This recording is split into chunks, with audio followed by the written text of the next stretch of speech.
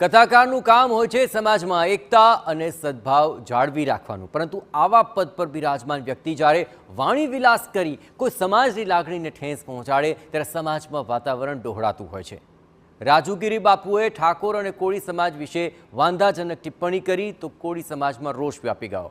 સાવરકુંડલા ખાતે કથાકારના નિવાસસ્થાન પર કોળી સમાજના આગેવાનો સહિતના લોકો એકત્ર થયા અને માંગ કરી કે રાજુગીરી બાપુ માફી માંગે, જ્યાં કોળી સમાજના આગેવાનો કથાકારને માફીની શરતો પણ કહી હતી।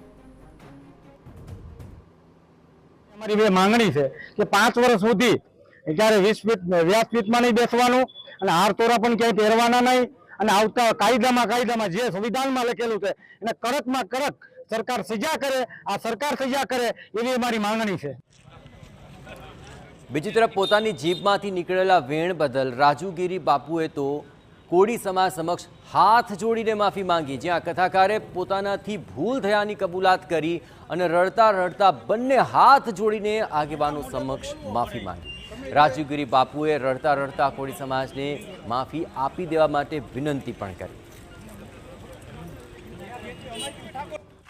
पूरा गुजरात में परिवार नु मेरे हृदय दुखाव्યું। आ पुलिस वाला ने काल रात नो 12 वाग्या नो हैरान करू साकी रात काल पुलिस स्टेशन में હતો।